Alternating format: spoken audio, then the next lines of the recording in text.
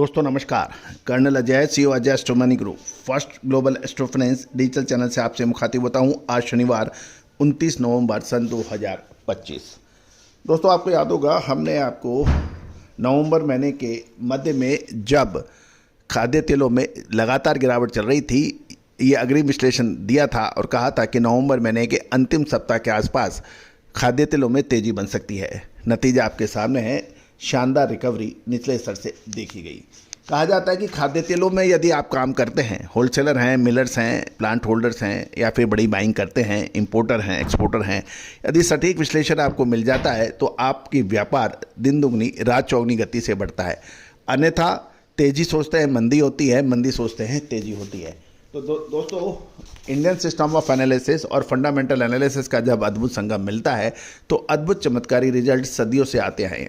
और दोस्तों विदेशी आक्रमणकारियों के लगातार हमले से हमारा ज्ञान विज्ञान ये सब नष्ट हो गया है, लेकिन हम पिछले 25-27 सालों से लगातार इस प्रकार कर आपको अद्भुत चमत्कारी रिजल्ट देते हैं। आज पूरा विश्व, चाहे सिंगापुर हो, इंडोनेशिया हो, मलेशिया हो, चाइना हो, अमेरिका हो, ऑस्ट्रेलिया हो, अफ्रीकन देश हो, मिडिल ईस्ट गल्फ कंट्रीज हों, आज भारतीय अनुसंधान पद्धति की ओर देख रहे हैं।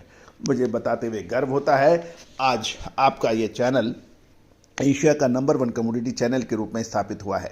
कोई भी विशेष अग्रिम रिसर्च रिपोर्ट के लिए संपर्क करें जो सहयोग राशि अदा करने पर उपलब्ध होगा। जानिए रिपोर्ट विस्तार से। दोस्तों खबर निकल के आ रही है कि सीबॉट सोया ऑयल की रीओपनिंग के बाद तेजी के साथ ट्रेड हुआ। जनवरी 2026 अनुबंध 1.02 सेंट बढ़कर 52.05 सेंट प्रति पाउंड पे बंद हुआ। थैंक्स गिविंग के अवकाश के दौरान डलियन सोया ऑयल, पामोलिन और बीएमडी क्रूड ऑयल में आई तेजी ने ग्लोबल वेज ऑयल सेंटीमेंट को मजबूत किया है। सीबॉट में खुलते ही शुरुआती सपोर्ट मिला, साथ ही यूएस चाइना सोयाबीन ट्रेड संकेतों में सुधार और हल्की प्री मंथ एंड पोजीशनिंग ने भी बाजार को सहारा दिया। कहा जाता है कि कमोडिटी फंड्स के ऊपर आपको नज़र रखनी आवश्यक होती है। उसकी बाइंग और सेलिंग काफ़ी सेंटीमेंट्स को प्रभावित करता है। कमोडिटी फंड्स की खरीदारी मजबूती से देखी गई, जहां 28 नवंबर को करीब 5500 सोया ऑयल कॉन्ट्रैक्ट की नेट खरीदारी की गई, जो सप्ताह की सबसे अधिक स्पेकुलेटिव एंट्री रही। 26 नवंबर को 3500 कॉन्ट्रैक्ट की खरीदारी थी और उसके बाद ये प्रवाह जारी रहा। ट्रेडर्स के मुताबिक यह रुचि मोमेंटम और सेंटीमेंट ड्रिवन है, न कि किसी बड़े मौलिक फंडामेंटल चेंज की वजह से है। कहा जाता है कि जिस प्रकार चंद्रमा घटता और बढ़ता रहता है, यानी यदि आप चंद्रमा आज देख रहे हैं आकाश में, तो कल या तो उससे बढ़ता हुआ मिलेगा या घटता हुआ मिलेगा।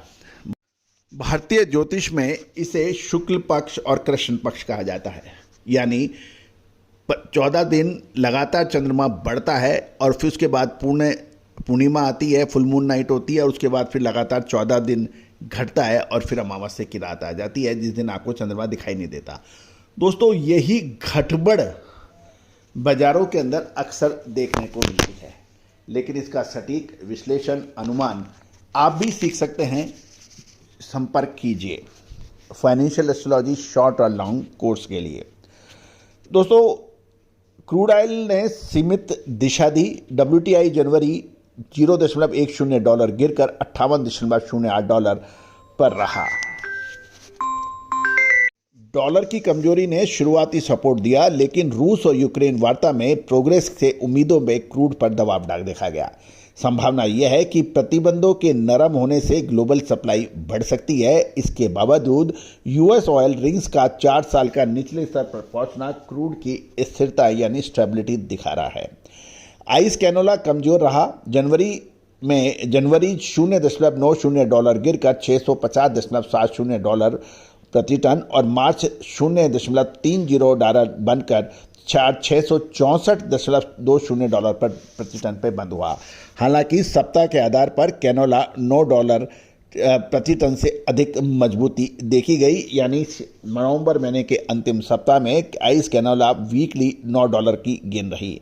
अब बाजार 4 दिसंबर ने स्टैटिस्टिक्स कैनेडियन रिपोर्ट के ऊपर नज़र बनाए हुए हैं, जिससे अधिकतर ट्रेडर्स का अनुमान यह है कि अधिक वास्तविक उत्पादन अधिकारी अनुमान से अधिक हो सकता है, ऐसा कहना है कुछ व्यापारियों का। यूरोनेक्स्ट रेपसीड स्थिर देखा गया। फरवरी 2026 रेपसीड 483 यूरो प्रति टन पर बिना बदलाव के बंद हुआ। डलियन वेज ऑयल मार्केट में मजबूती जारी रही। दूसरे दिन शॉर्ट कवरिंग का सहारा मिला और बाजार चीनी नववर्ष की मौसमी मांग को देखते हुए पोजीशंस को एडजस्ट कर रहा है।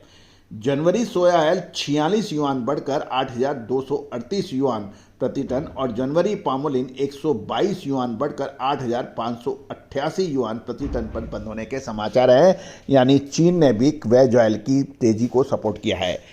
कुछ बड़े ट्रेडर्स कमोडिटी फंड्स से बात करने पर यह भी पता लगा कि सेंटीमेंट अब भी असमान यानी अनइक्वल डिमांड, आयात की कंफर्टेबल अवेलेबिलिटी और मजबूत सोयाबीन अराइवल एवं क्रशिंग के कारण सीमित है, जिससे घरेलू सोया ऑयल सप्लाई पर्याप्त बनी हुई है चाइना में।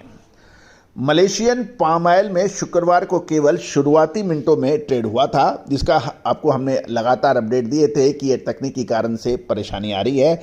उसके बाद तकनीकी गड़बड़ी की वजह से पूरा दिन व्यापार को रोक दिया गया था। शुरुआती कीमतें थोड़ी मजबूत थी, लेकिन इतनी सीमित गतिविधि से किसी भी वास्तविक ट्रेड के संकेत नहीं मिलते थे। नवंबर में उत्पादन बढ़ने और निर्यात सुस्त रहने के अनुबंध लगातार तीसरे महीने कमजोरी की ओर बढ़ रहा है। साउथ अमेरिका में सोया ऑयल एफओबी बाजार भी मजबूत रहा। अर्जेंटीना जनवरी एफओबी 15 से $25 प्रति टन बढ़ा है, जबकि ब्राजील जनवरी ऑफर ऊपर हैं। अब अर्जेंटीना के मुकाबले प्रीमियम पर ट्रेड हो रहा है। फॉरवर्ड बेसिस कमजोरी क्वार्टर 1 के बाद मांग को लेकर खरीदारों की ओर अलर्टनेस यानी सतर्कता दिखा रही है, भले ही नज़दीक फिजिकल साइड मजबूत है। अब महत्वपूर्ण यह है कि निकट अवधि में सोया ऑयल का टोन बेहतर नजर आया है, जिसका पूर्वानुमान सबसे पहले हमने आपको दिया था जब बाजार बुरी तरह से पिट रहे थे। अब आगे की दिशा बहुत महत्वपूर्ण है। इसमें कुछ लोग कॉशियस बियरिश की ओर झुकी बता रहे हैं।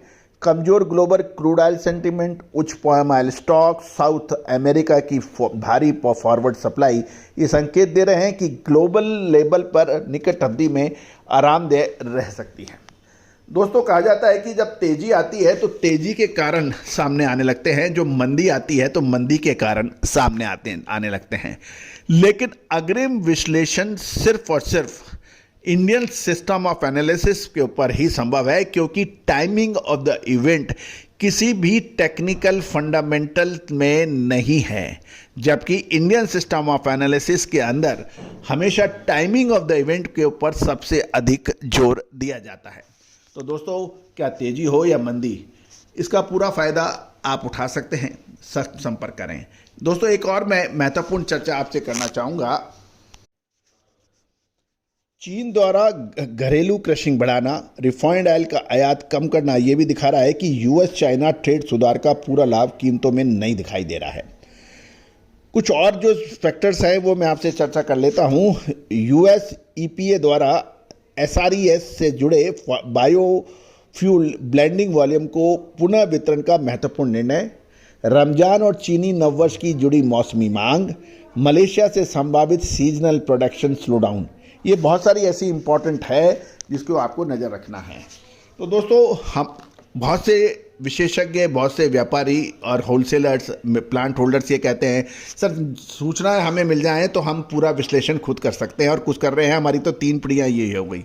और होता ये है कि हम आपको प्रयास करते हैं कि जो भी संबंधित जानकारियां हैं वो आपको ग्लोबल लेवल पर आप तक पूरी ईमानदारी से आप तक पहुंचाएं, लेकिन विश्लेषण सबसे महत्वपूर्ण होता है। और दोस्तों, यही व्यापार की तरक्की, प्रोग्रेस, डेवलपमेंट और आगे नेक्स्ट लेवल पे जाने के लिए महत्वपूर्ण होता है। और दोस्तों, विशेषज्ञ हर आदमी नहीं बन सकता। All the very best, good luck, happy trading. Sonakshi की रसोई में आज की स्पेशल गेस्ट है मौसमी चैटर्जी जी। ये जी नहीं, मौसमी आंटी। ओके आंटी मौसमी, तो आज आप क्या बनाएंगी? मैं क्यों बनाऊं? मैं तो गेस्ट हूँ, आप बनाओ, हम खाएंगे। एक्टिंग में तो हिट हो, अब खाना बनाओ सुपर हिट। ठाट से बनाऊंगी खाना, है ना द बेस्ट एवरीडे मसाला। आओ बनाते हैं मसालेदार छोले।